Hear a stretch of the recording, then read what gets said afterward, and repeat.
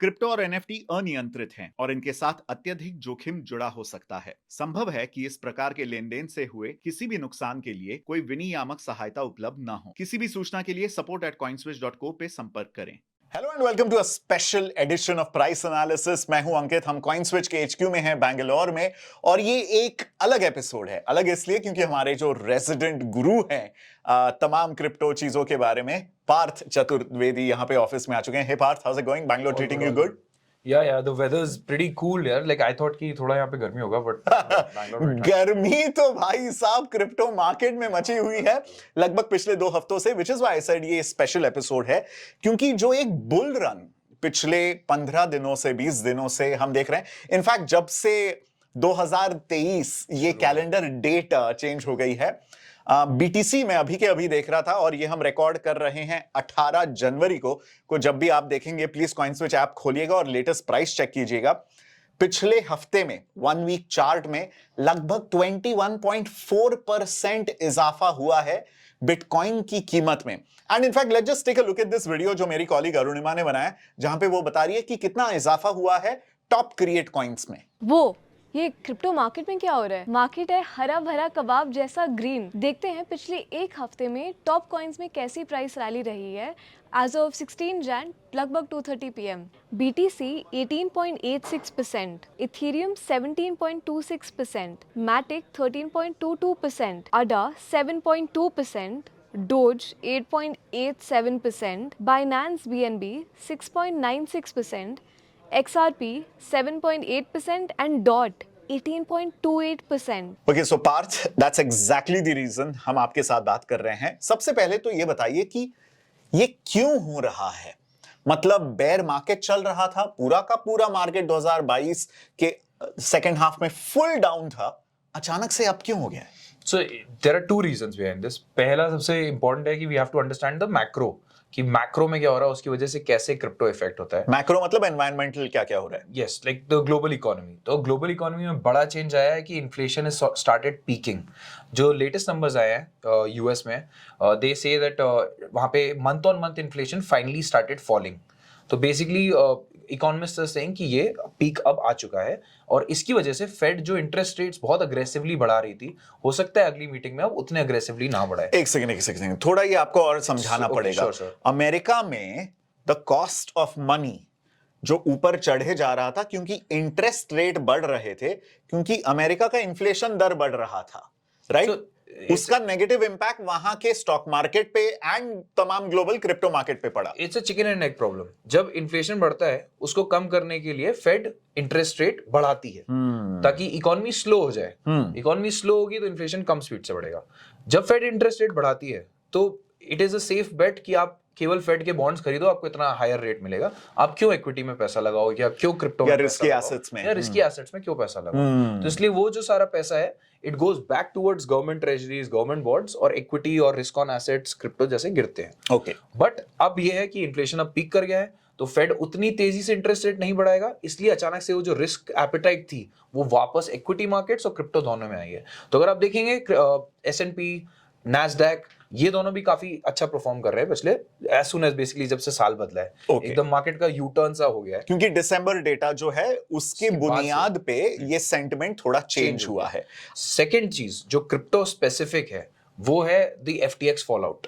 FTX की वजह से जो लोगों ने बड़ा वो बनाया था कि अब क्या होगा नेक्स्ट, अब ये प्लेयर डिफॉल्ट करेगा, ये बैंकरप्ट होगा, वो अब थोड़ा सा लिमिटेड हो गया, संभल गया। मतलब there is a plateau that has been reached. In fact जो लिक्विडेटर्स हैं उन्होंने बोला कि उनको 5 बिलियन का एसेट भी मिला है, विच दे कैन इजीली लाइक पे बैक कस्टमर्स, और जो भी उनको आगे चीजें करनी है, उनके पास 5 बिलियन का एक कॉर्पस आ गया है। FTX वाले सिचुएशन में जो बैंक्रप्सी के जो ऑडिटर्स हैं उन्होंने ये डिस्कवर किया है, तो वो भी एक बड़ा फैक्टर है, क्योंकि this was a big risk in the market. और FTX अगर इशू नहीं हुआ होता तो सारा क्रिप्टो का रैली जो था वो तब से ही शुरू हो गया होता। मतलब it would have moved in parallel with the other equity markets. अच्छा, तो ये एक बहुत बड़ा स्पीड ब्रेकर था, और जिसकी वजह से क्रिप्टो बहुत गिर गया था। अगेन प्लीज ये सब लोग ध्यान में रखिए बात कि अगर आप 90% डाउन है, उसके बाद आप अगर 100% भी ऊपर चले गए तो आप स्टिल 80% डाउन है from the overall scheme of things. हाँ, तो ये इसलिए बता रहे हैं पार्थ क्योंकि जो ऑल टाइम हाई 2021 में बिटकॉइन लगभग 69,000 $70,000 डॉलर्स के हाई पर पहुंच गया था आज की तारीख में। हालांकि पिछले 7-10 दिनों में 21-22% ऊपर चढ़ा है बिटकॉइन, लेकिन फिर भी 18 लाख की कीमत के नीचे ही है। एक हफ्ते पहले तो 14 लाख के लेवल्स पे था, राइट? तो ये जो ऑल टाइम हाई था जब लगभग 40 लाख प्लस टच कर गया था, 50 लाख टच कर गया था, ऑलमोस्ट 50 लाख टच कर गया था, तो उसके संदर्भ में, उसके कॉन्टेक्स्ट में मार्केट अभी भी बिग टाइम डाउन है। बट ये एक जो टेम्पररी या ये जो शॉर्ट टर्म हम करेक्शन देख रहे हैं या राइज देख रहे हैं, इसके ऊपर मेरा दूसरा सवाल है, क्या ये जो मोमेंटम है या प्राइस राइज है, क्या ये बरकरार रहने की संभावना है? अगर हां तो क्यों, अगर ना तो क्यों? तो संभावना तो डेफिनेटली है कि अगर मतलब फेड के एक्चुअली में अभी तक तो सब बस ये एक्सपेक्ट कर रहे हैं कि फेड उतनी तेजी से इंटरेस्ट रेट्स नहीं बढ़ाएगा। अगर उन्होंने नहीं बढ़ाते तो इस रैली को और दम मिल सकता है। बाकी 2-3 बड़ी और चीजें जो साइड बाय साइड हो रही हैं, वो बीटीसी के आप अगर देखेंगे लॉन्ग टर्म होल्डर्स, जो लोग बीटीसी हॉडल कर रहे हैं, डायमंड हैंड्स, वो लोग जो है वो नहीं छोड़ रहे हैं। तो वो नंबर जो है ऑल टाइम हाइस पे है। Number of wallets that hold more than 1 BTC, more than 0.1 BTC, more than 0.01 BTC, सब ऑल टाइम हाइस। सो व्हेल्स, क्रैब्स, श्रिम्प्स, वो सारी जो कैटेगरीज हैं वो बढ़ रही हैं। और this is good for BTC prices in the long run, क्योंकि ये लोग जो है वो बेचेंगे ही नहीं अगर मार्केट में वैसी, क्योंकि बीटीसी का सप्लाई एक लिमिटेड सप्लाई है, तो उसकी वजह से प्राइसेस अपने आप बढ़ेंगे। But again all of this is contingent on the fact कि diamond hands don't sell.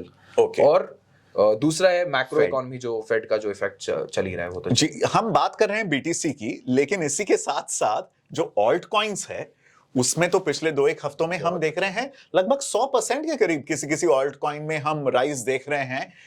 तो इसमें क्या एहतियात बरतनी चाहिए रिटेल इन्वेस्टर्स को, ट्रेडर्स को, क्योंकि सब आस लगा के बैठे हैं कि हाँ भाई मार्केट क्या बॉटम आउट हो चुका है, क्या रुख या हवा पूरी तरह से बदल गई है, अब तो अच्छे ही दिन आने वाले हैं।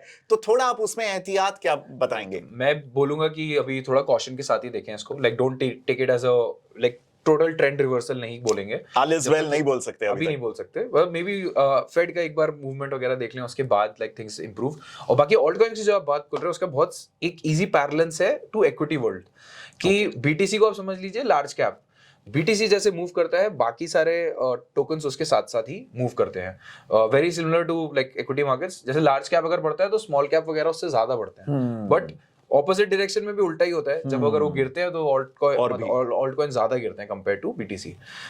तो टोकन स्पेसिफिक एक्शन है डेफिनेटली, जैसे एवलांच का टोकन है एवैक्स, वो बहुत भागा क्योंकि उन्होंने AWS के साथ अपनी पार्टनरशिप अनाउंस करी। फिर सोलाना में अच्छी सुधार देखने मिली, काफी टैंक हुआ था सोलाना, तो ऑलमोस्ट $10 तक पहुंच गया था, 10 के नीचे अब $23। मैटिक का जो साइकोलॉजिकल वो $1 वाला वैल्यू है उसके नजदीक वो मंडरा रहा है।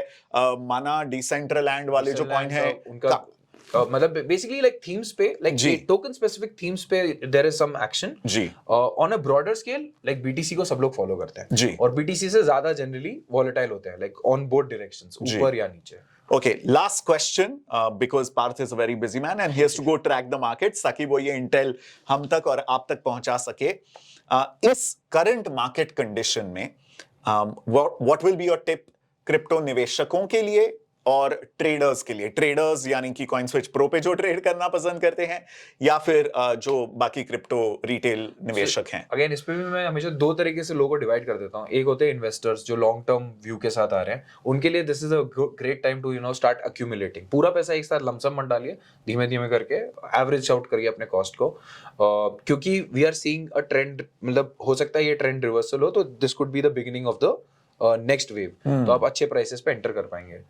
On the other side traders को मैं बोलूंगा कि बहुत ही मतलब फोकस के साथ नोटिस करें कि फेड वगैरह के मूव्स क्या हो रहे हैं, क्योंकि उन पर्टिकुलर डेज पे मार्केट में वॉलेटिलिटी आती आती है, और ट्रेडर्स के लिए सबसे अच्छा दोस्त है उनका वॉलेटिलिटी, ताकि वो दोनों तरफ लाइक पैसा कमा सकें.